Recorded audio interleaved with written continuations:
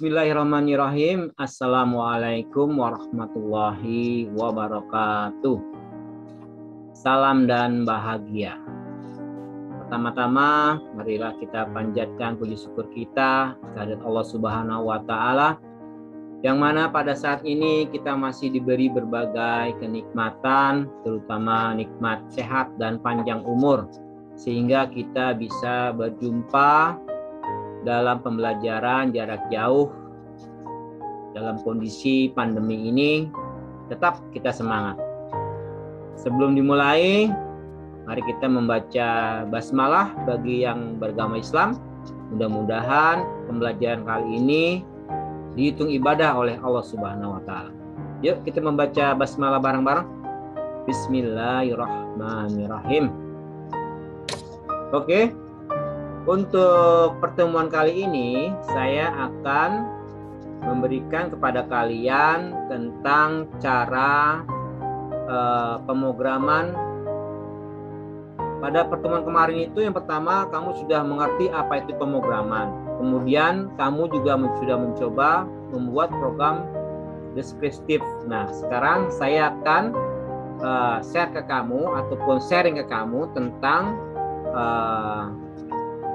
setelah kalian membuat algoritma, kira-kira apa yang harus kita lakukan? Yang pertama itu adalah runtutan, yang kedua selection, yang ketiga ada 3 pelajaran ini yang akan saya bagikan. Oke, perhatikan yang saya bagikan saat ini.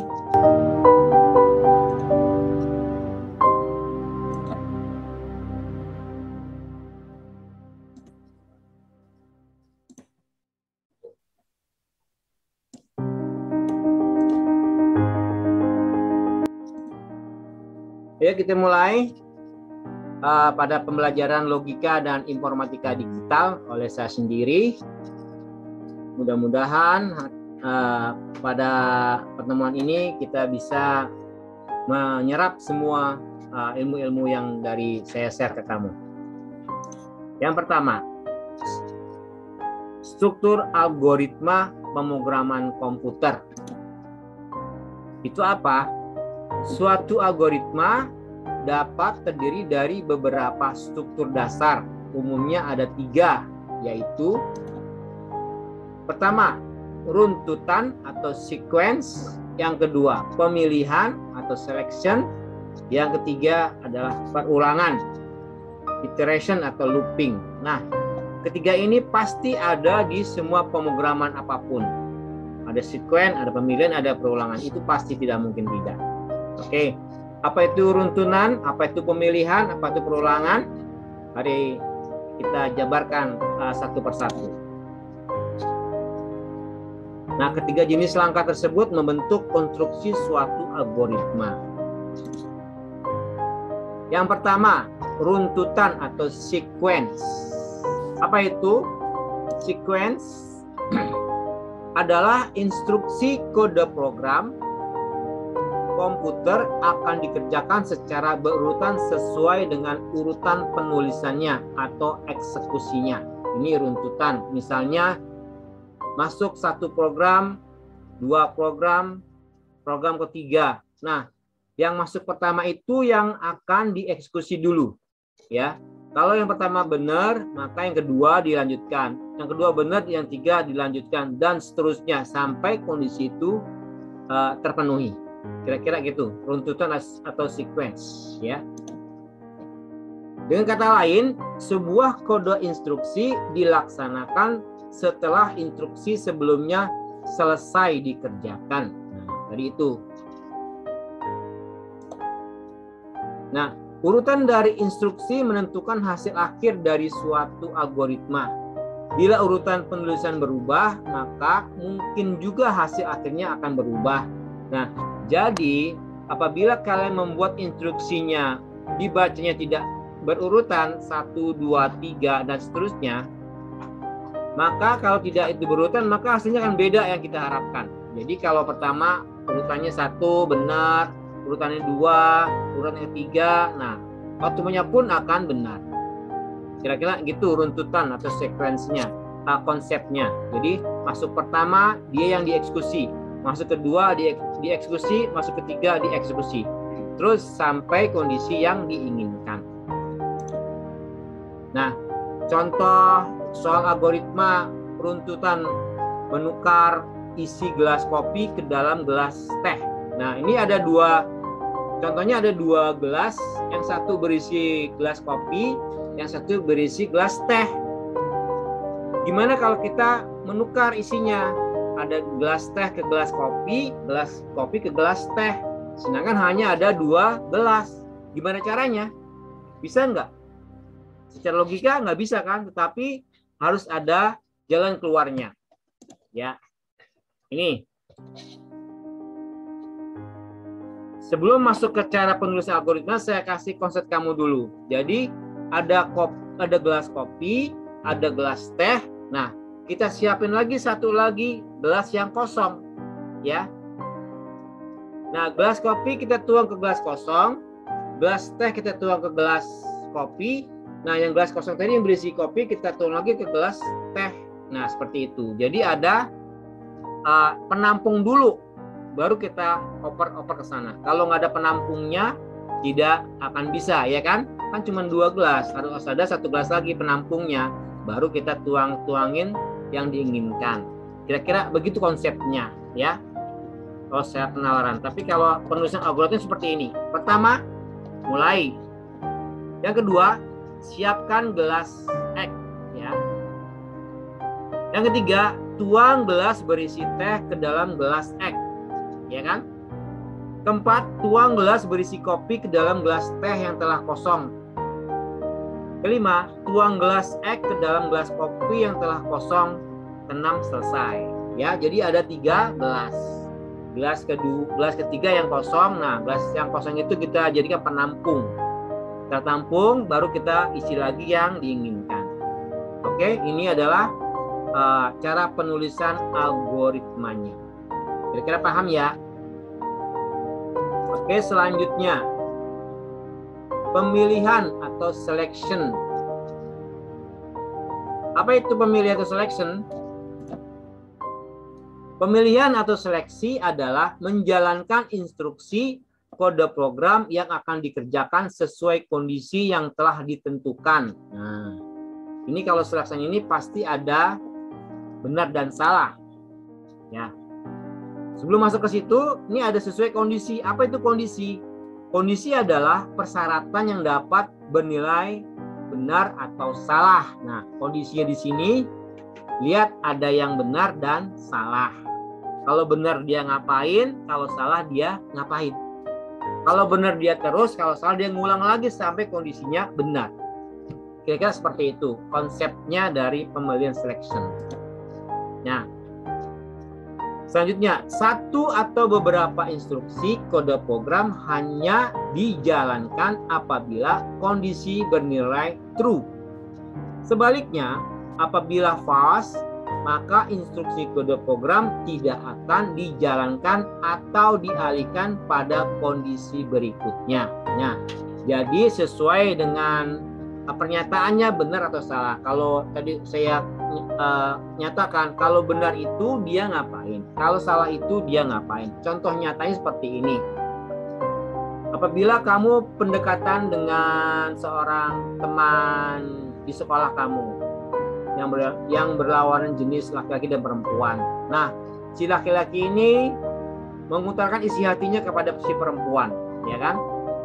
Nah, si perempuan mengasih jawaban ya dan tidak, kan? Kalau iya berarti dia terus berjalan, kalau tidak berarti cari lagi, ya kan? Terus sampai dia ketemu, sampai dia berkata iya, baru kita berjalan. Kira-kira seperti itu ilustrasi yang kondisi yang benar. Tapi kalau yang di pemrograman sampai kondisinya benar, baru dia terus mengerjakan apa yang diinginkan oleh pemrogram tersebut. Kira-kira ilustrasi pemilihan atau selection seperti itu. Selanjutnya,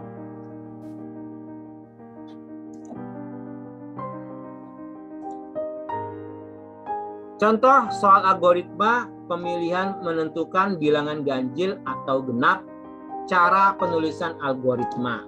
Nih, pertama, mulai. Kedua, siapkan penampungan sisa untuk menyimpan sementara sisa bagi hasil. Ya, ini kan pemilihan bisa menentukan bilangan ganjil dan genap. 3. Masukkan data bilangan bulat. 4. Proses bagi bilangan dengan 2. Simpan hasil bagi ke penampungan sisa. 6. Jika nilai sisa 0, kerjakan langkah 6. Jadi langsung ke 6. Sini, tampilkan genap. Jika nilai sisa 0 tidak sama dengan 0, kerjakan langkah ke-8. Jadi tampilkan ganjil. Nah, ini tadi itu. Kalau dia benar-benar 0, langsung ini. Kalau tidak dengan 0, maka dia langsung dari 6 ke 8 loncat. Ya. Paham ya? Jadi kalau tadi contoh saya, jika kalian teman sekelas mengutarakan isi hatinya kepada lawan jenisnya, si perempuan menjawab tidak, maka tidak akan terjadi apa-apa. Ataupun tidak, misalnya saya suka kamu, jawaban perempuannya tidak, maka otomatis dia tidak akan berlanjut. Tetapi kalau dia menjawabnya iya, maka dia akan berlanjut sampai terus berteman sampai lulus ataupun sampai jenjang yang lebih lanjut lagi. Kira-kira seperti itu dalam selection ini. Oke, selanjutnya perulangan atau reiteration atau looping. Yang terkenal adalah looping, perulangan. Apa itu looping? Kalau tidak perlu menulis instruksi yang sama berulang kali untuk hasil yang sama, tetapi cukup melakukan pengulangan dengan instruksi yang tersedia. Ya. Jadi misalnya kalau kita akan menampilkan sesuatu kata apa gitu. Sampai ketemu kata itu maka berhenti. Ya. Itu kira-kira ilustrasinya. Selanjutnya, pengulangan merupakan kegiatan mengerjakan sebuah atau sejumlah aksi yang sama sebanyak jumlah yang ditentukan atau sesuai dengan kondisi yang diinginkan. Ya, ini ya pengulangan. Nah, bagaimana contohnya? Contohnya ini, contoh soal algoritma perulangan menampilkan kata aku cinta kamu sebanyak 10 kali, ya, menampilkan aku cinta kamu sebanyak 10 kali. Cara penulisan algoritma seperti apa? Ini yang pertama, mulai. Kedua, siapkan penampungan kata untuk menyimpan kata. Kemudian 3, siapkan penampungan ulang untuk menyimpan nilai perulangan. Keempat, siapkan penampungan counter untuk menyimpan nilai perulangan yang telah dilakukan. Yang kelima, masukkan data aku cinta kamu ke penampungan kata. Yang keenam, masukkan data perulangan ke penampungan ulang sampai dengan 10. 7, set counter dimulai dari 0. Ini kira-kira contoh penulisan algoritmanya. 8, tampilkan kata, ya. 9, lakukan penambahan counter dengan 1. 10, jika nilai counter lebih kecil sama dengan ulang, kerjakan langkah 8. Kemudian jika nilai counter sama dengan ulang, selesai, ya. Yang ke-12 selesai. Jadi tergantung dari ini. Kalau masih 1 terus ulang lagi sampai terus sampai dia 10 baru berhenti. Ya. Sampai ketemu kata 10, aku cinta kamu. Ini sampai tertulis 10 baru berhenti. Kira-kira seperti itu yang bisa saya sampaikan. Terima kasih. Mudah-mudahan kalian mengerti semua dan dapat dipahami. Pesan saya, jangan lupa yang belum subscribe karena subscribe itu tidak bayar, like and share agar pembelajaran lebih semangat lagi dan lebih bermakna lagi. Ya, pembelajaran kali ini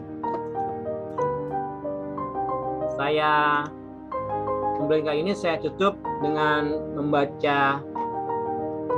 Sebelum ditutup, nanti tugas kalian adalah ada di GCR, ya. Di GCR kamu selesaikan, ada tugas di sana.